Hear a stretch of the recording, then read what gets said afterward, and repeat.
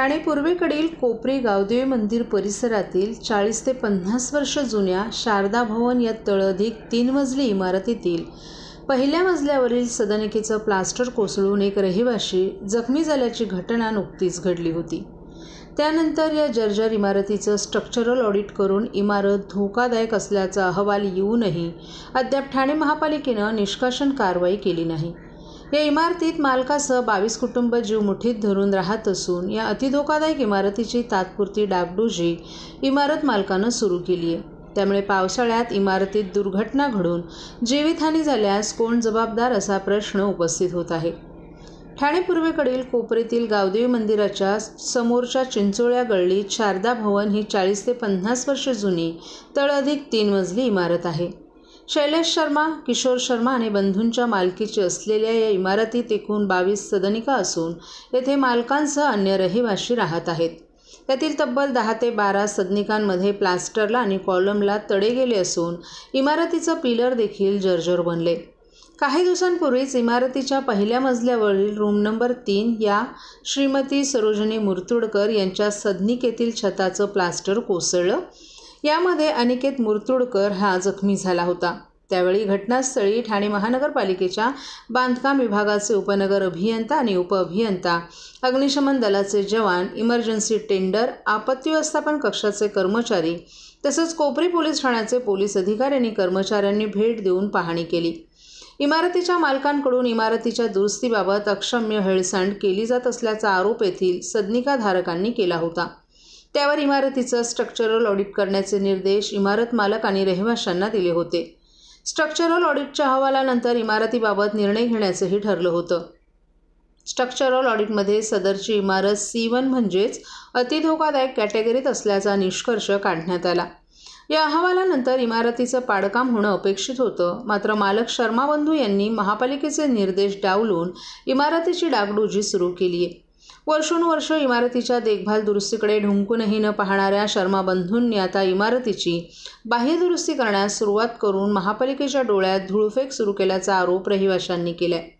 तर दुसरीकडे इमारत अतिधोकादायक असतानाही तात्पुरती डागडुजी करून शर्मा बंधू रहिवाशांच्या जीविताशी खेळ करत आहेत, तेव्हा महापालिकेनं एखादी मोठी दुर्घटना घडण्यापूर्वीच या इमारतीबाबत निर्णय घेण्याची मागणी रहिवाशांनी केली आहे।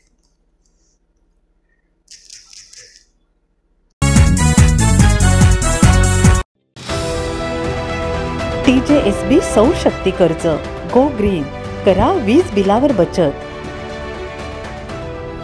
आकर्षक व्याजदर, 84 महिने परतफेड कालावधी, 80% लोन, व्यावसायिक आणि उद्योजकांकरता सुद्धा।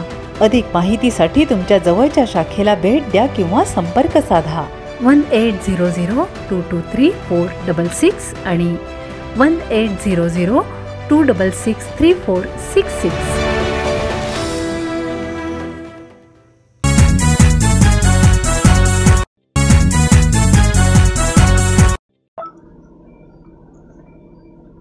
घोडबंदर रोड परिसरात मुख्य रस्ते, इमारती, इलेक्ट्रिक टॉवर आणि महत्त्वाच्या चौकात उभारण्यात आलेल्या होर्डिंगचं स्ट्रक्चरल ऑडिट करण्याबरोबरच बेकायदा होर्डिंग तात्काळ काढून टाकावीत। त्याचबरोबर होर्डिंगपासून नागरिकांच्या सुरक्षिततेसंदर्भात महापालिकेनं नियमावली तयार करावी अशी मागणी भाजपचे माजी गटनेते मनोहर डुंबरे यांच्या नेतृत्वाखाली शिष्टमंडळानं ठाणे महापालिका आयुक्त सौरभ राव यांच्याकडे एका निवेदनाद्वारे केली आहे।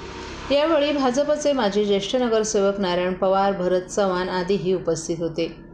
घाटकोपर येथील होर्डिंग दुर्घटनेच्या पार्श्वभूमीवर ठाणे शहरातील मुख्य रस्ते, इमारती, इलेक्ट्रिक टॉवर आणि महत्त्वाच्या चौकांमध्ये उभारलेल्या होर्डिंगची तपासणी करण्याची गरज आहे। गेल्या काही वर्षात जाहिरातीला आलेल्या महत्त्वांमुळे ठिकठिकाणी होर्डिंग्स उभारली गेली आहेत। काही ठिकाणी महापालिकेच्या नियमाची पायमल्ली करत बेकायदा पद्धतीनं होर्डिंग्स थाटली गेली, तर काही ठिकाणी कमी जागेची परवानगी घेऊन मोठी होर्डिंग्ज लावण्यात आली असल्याच्या तक्रारी आहेत। शहरातील काही ठिकाणी अनधिकृत आणि धोकादायक इमारतींवरही होर्डिंग्ज असल्यामुळे नागरिकांच्या जीवाला धोका उद्भवू शकतो, अशी भीषण परिस्थिती आहे।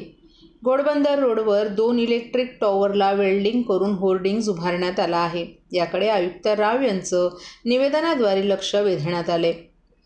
या पार्श्वभूमीवर ठाणे शहरातील सर्वच होर्डिंगचे स्ट्रक्चरल ऑडिट करून तपासणी करावी, तसंच बेकायदा होर्डिंग्स काढून टाकून नागरिकांच्या सुरक्षिततेच्या दृष्टिकोनातून उंचावरील होर्डिंगची नियमित तपासणी करावी, तसंच भविष्यात होर्डिंग्सपासून नागरिकांच्या सुरक्षिततेसंदर्भात नियमावली तयार करावी, अशी मागणी माजी गटनेते मनोहर डुंबरे यांच्या नेतृत्वाखालील शिष्टमंडळानं यावेळी केली.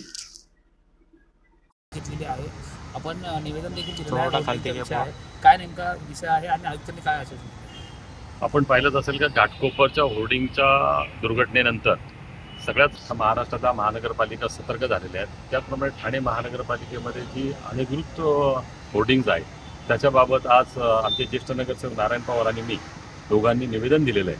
आणि त्या निवेदनामध्ये अनधिकृत बांधकामांवर लागलेलं होर्डिंग, नाल्यांवर लागलेले होर्डिंग, काही इलेक्ट्रिक टॉवर्स आहेत. हिरांदानी इस्टेटमध्ये तर मोठ्या इलेक्ट्रिक टॉवरला दोन्ही बाजूनी होर्डिंग्स लागलेले आहेत. तर अशा होर्डिंगच्या बाबत आता पावसाळा जवळच येत आहे आणि हवामान खात्याने सांगितलं की ह्या वर्षी 106% पाऊस पडणार आहे आणि वादळी वारा जोरात आहे.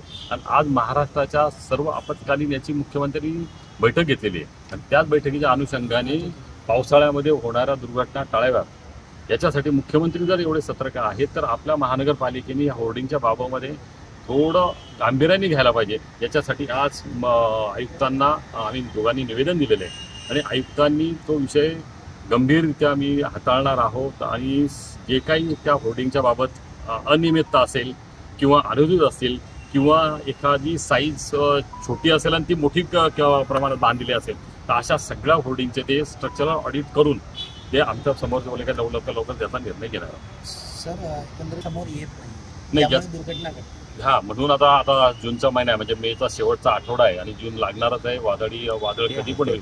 जसं पश्चिम बंगालमध्ये चक्रीवादळ आलेलं आहे तर महाराष्ट्रात पण असं कधी होऊ नये आणि ठाण्यात तर आपल्या ठाणे महानगराचे आम्ही विश्वस्त आहोत आणि त्यामुळे ठाण्यात अशा दुर्घटना घडू नये याची काळजी म्हणून आम्ही आज आयुक्तांना निवेदन दिलेलं आहे. कारण आयुक्तांनी आम्हाला आश्वासित केलेलं आहे का नक्कीच लवकरात लवकर ह्या 2-3 दिवसामध्ये मी बैठक लावून ह्या सगळ्यावर विषयावर तोडगा काढेल. सर्व नागरिकांना आवाहन करण्यात येत आहे की सध्या डासांमार्फत पसरणाऱ्या डेंग्यू या आजाराचा प्रसार रोखण्यासाठी प्रत्येकाने पुढीलप्रमाणे कार्यवाही करावी. डेंग्यू आजार एडिस इजिप्ती हा डास चावल्याने होतो. या डासांची पैदास साचलेल्या किंवा साचवलेल्या स्वच्छ पाण्यामध्ये होते. 8 दिवसांपेक्षा जास्त दिवस पाणी उघडे व साचून राहिल्यास त्यात डास अंडी घालतात. अंड्यांच्या अळ्या तयार होऊन पुढे डास तयार होतात. यासाठी आपल्या घरातील पाणीसाठे उदाहरणार्थ बॅरल्स, पिंपे, टाक्या, हौद, रांजणे इत्यादी दर आठवड्याला रिकामे करून घासून पुसून कोरडे करून पुन्हा भरावे. 1 दिवस कोरडा दिवस म्हणून पाळावा. पाणी साठ्यांना घट्ट झाकणे बसवावीत किंवा जुनी साडी, चादर, धोतर यांनी बांधून झाकून ठेवावीत, म्हणजे डास त्यात जाऊन अंडी घालणार नाहीत. घराच्या गच्चीवर, आजूबाजूला, अंगणात कोठेही पाणी साचू देऊ नये. भंगार सामान उघड्यावर टाकू नये. उदाहरणार्थ टायर्स, प्लास्टिक सामान, कुंड्या, टाकाऊ वस्तू इत्यादी. अशा सामानात पावसाचे पाणी साठून त्यात डेंग्यूच्या डासांची पैदास होते. घरातील कूलर्स, फ्रीजच्या पाठीमागील ट्रे हे देखील वेळोवेळी कोरडे करावेत. लक्षात ठेवा, नुसत्या फवारणीने डास घनता कमी होत नाही, तर त्यासाठी डास पैदास ठिकाणे नष्ट करणे ही आपल्या सर्वांची जबाबदारी आहे. कोणताही ताप अंगावर न काढता जवळच्या शासकीय रुग्णालयात मोफत औषधोपचार घ्या. अशा प्रकारे नागरिकांनी सहकार्य केल्यास डेंग्यूचा प्रसार रोखणे सहज शक्य आहे.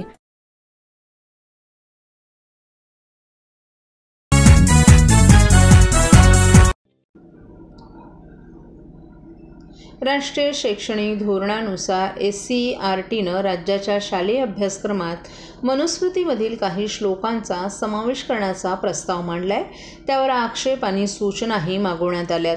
मात्र आमदार जितेंद्र आव्हाड हे या मुद्द्यावरून कमालीचे आक्रमक झालेत. शालेय पाठ्यपुस्तकात मनुस्मृतीचा समावेश करण्याच्या हालचालींना जितेंद्र आव्हाड यांनी कडाडून विरोध केलाय. त्यासाठी जितेंद्र आव्हाड हे आगामी बुधवारी 29 मे रोजी महाड येथे जाऊन मनुस्मृतीची होळी करणार आहेत. डॉक्टर बाबासाहेब आंबेडकर यांनी महाड येथेच मनुस्मृतीची होळी केली होती। ही बाब लक्षात घेत सरकारचा निषेध करण्यासाठी जितेंद्र आव्हाड देखील महाड येथे मनुस्मृतीची होळी करणार आहेत। मनुस्मृतीमधील 3 श्लोकांच्या अभ्यासक्रमात समावेश करण्यासंदर्भातल्या सरकारच्या निर्णयाविरोधात डॉक्टर जितेंद्र आव्हाड यांनी सर्वांना एकत्र येण्याचं आवाहन केले। ज्या मनुस्मृतीनं स्त्रियांचे अधिकार नाकारले, ज्या मनुस्मृतीमुळे आपले पूर्वज 5000 वर्ष त्रासात जगले, तीच मनुस्मृती पुन्हा एकदा हे सरकार आणत आहेत, याचा तीव्र विरोध व्हायला हवा। डॉक्टर बाबासाहेब आंबेडकर यांनी ज्या ठिकाणी या मनुस्मृतीचं दहन केलं त्याच ठिकाणी पुन्हा एकदा आपण जाऊन याचं दहन करणार आहोत आणि सरकारचा निषेध करणार आहोत। त्यासाठी मोठ्या संख्येनं उपस्थित राहा असं आवाहन डॉक्टर जितेंद्र आव्हाड यांनी केले। सत्ताधारी मागच्या दारानं त्यांच्या मनातील गोष्ट पूर्ण करू पाहत आहेत। आमचं संविधान म्हणजेच आमची मनुस्मृती असं म्हणणारे जेव्हा सत्तेत येतात तेव्हा काय घडतं त्याचं उदाहरण म्हणजे पाठ्यपुस्तकांच्या यादीत पुस्तकात मनुस्मृतीचा समावेश होत आहे। ज्या मनुस्मृतीनं भारताचं वाटोळं केलं, समाजात दुही माजवली आहे, समाजामध्ये चातुर्वर्णांचा समावेश केला, जातीभेद निर्माण केला, स्त्रियांना तर सर्वात घाणेरडी वागणूक देण्याची पद्धती या मनुस्मृतीनं जन्माला घातली, ती मनुस्मृती आज परत आणली जात आहे। जे लोक 1950 साली म्हणाले की आम्हाला तुमचं संविधान मान्य नाही, आमचं संविधान म्हणजे मनुस्मृती, तेच लोक आता मनुस्मृती आणण्याचा प्रयत्न करत आहेत। तुम्हाला आणि आम्हाला संविधान वाचवायचंय। बाबासाहेब आंबेडकरांनी 1927 मध्ये मनुस्मृतीचं दहन केलं आणि 1950 मध्ये संविधान जन्माला घातलं। त्यासाठी आपण महाडला जात आहोत। डॉक्टर बाबासाहेब आंबेडकरांचं स्मरण करून आपण मनुस्मृतीचं दहन करत असून संविधानासाठी दो बलिदान असंही डॉक्टर जितेंद्र आव्हाड यांनी सांगितलं। 25 डिसेंबर 1927 रोजी मंचावर सहस्त्रबुद्धे, चित्रे, चिटणीस आदी उपस्थित होते। त्यांच्यासमोर डॉक्टर बाबासाहेब आंबेडकर हे मनुस्मृतीमधील प्रत्येक अध्याय वाचवून दाखवत होते। मनुस्मृतीमधील हे अध्याय मंजूर आहेत का असंही विचारत होते। त्यावेळेस लोकांकडून उत्स्फूर्तपणे नाही असंच उत्तर येत होतं। त्यानंतर त्यांनी मनुस्मृती जाळण्याचा निर्णय जाहीर केला आणि मनुस्मृती जाळत असताना त्यांनी सहस्त्रबुद्धींना विचारलं, तुम्हाला मनुस्मृती जाळणं मान्य आहे का? त्यावर सहस्त्रबुद्धे म्हणाले, ब्राह्मण म्हणून नाहीच, परंतु माणूस म्हणून तर नाहीच नाही। या सर्वांच्या मागे जी शक्ती उभी होती ती म्हणजे तत्कालीन नगराध्यक्ष सुरवानाना उपाख्य चिटणीस यांचे नातू मिलिंद चिटणीस यांच्या हस्ते एक ऐतिहासिक संदर्भ म्हणून बुधवारी मनुस्मृती जाळण्यात येणार असल्याचंही डॉक्टर जितेंद्र आव्हाड यांनी सांगितलं। इथले सत्ताधारी परत एकदा मागच्या द्वारांनी त्यांच्या मनात असलेली गोष्ट पूर्ण करू इच्छित आहेत। आमचं संविधान म्हणजेच मनुस्मृती असं म्हणणारे जेव्हा सत्तेत येतात तेव्हा काय घडतं याचं उदाहरण म्हणजे पाठ्यपुस्तकांच्या यादीत पुस्तकात आता मनुस्मृतीचा समावेश होत आहे।